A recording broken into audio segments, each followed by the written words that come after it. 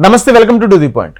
ఇజ్రాయెల్పై Iran వందలాది డ్రోన్లు మిసైళ్లతో దాడి చేసింది. ఏప్రిల్ 1న డమాస్కాలోని ఇరాన్ ఎంబసీపై ఇజ్రాయెల్ వైమానిక దాడి జరిపి 2 ఇరాన్ జనరల్స్తో పాటు 7 కీలక అధికారులను హతమార్చింది. దీనికి ప్రతీకగా ఈరోజు ఇజ్రాయెల్పై ఇరాన్ దాడి చేసింది.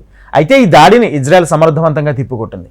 ఇజ్రాయెల్ ఎయిర్ డిఫెన్స్ సిస్టమ్ వందలాదిగా వస్తున్న డ్రోన్లు మిసైళ్లను ఆకాశంలో అడ్డగించి పేల్చేశాయి. ఇజ్రాయెల్ రక్షణ వ్యవస్థలో కీలకమైన Iron Dome, David's Sling, Arrow defence systems ఆ దేశాన్ని రక్షించాయి. ఇరాన్ నుంచి డ్రోన్లు మిసైళ్లు వస్తున్నట్లు గుర్తించిన వెంటనే దేశంలో సైరన్లు మోగాయి. ఇజ్రాయెల్ తన రక్షణ వ్యవస్థను అప్రమత్తం చేసింది.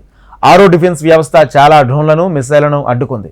ఇక ఇజ్రాయెల్ భూభాగానికి చేరుకోకముందే వాటిని ఆకాశంలోనే ఈ ఎయిర్ డిఫెన్స్ వ్యవస్థ దాడిని అడ్డుకుంది. 99% దాడిని అడ్డుకున్నట్లు ఇజ్రాయెల్ సైనిక ప్రతినిధి డేనియల్ హగారీ తెలిపారు. ఆరో ఏరియల్ డిఫెన్స్ సిస్టమ్ అంటే ఏంటి?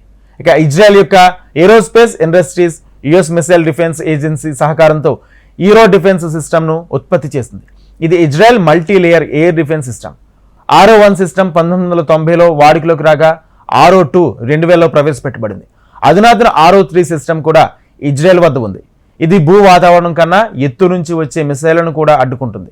ఇక బాలిస్టిక్ క్షిపణులతో పాటు యుమేనియాలోని హౌతీ మిలిటెంట్లు సుందూరం నుంచి ప్రయోగించే క్షిపణులను కూడా అడ్డుకుంటుంది. ఈ రక్షణ వ్యవస్థలో క్షిపణి లాంచర్, ఈఎల్ఎం 2080 గ్రీన్ ఫైన్ కై కంట్రోల్ రాడర్కు, హజర్లట్టి లాంచ్ కంట్రోల్ సెంటర్ మరియు సిట్రాన్ ట్రీ బ్యూటన్ మేనేజ్మెంట్ సెంటర్లు ఉన్నాయి. అయితే గ్రీన్ ఫైన్ రాడర్ దీర్ఘ శ్రేణి లక్ష్యాన్ని గుర్తించే సామర్థ్యాన్ని అందిస్తుంది. ఇక మిసైల్ లాంచింగ్ వ్యవస్థ 14 టార్గెట్లను ఛేదించగలదు. ఎఫ్సిఆర్ వ్యవస్థల ఎలక్ట్రానిక్ జామింగ్ను కూడా ఎదుర్కోగలదు. రాడార్ 2400 కిలోమీటర్ల ప్రభావవంతమైన పరిధిని అందిస్తుంది మరియు 100 కిలోమీటర్ల ఎత్తులో ఉన్న లక్ష్యాలను ఛేదించగలదు. ఇది మాక్ 9 కంటే వేగంతో దాడిని అడ్డుకుంటుంది.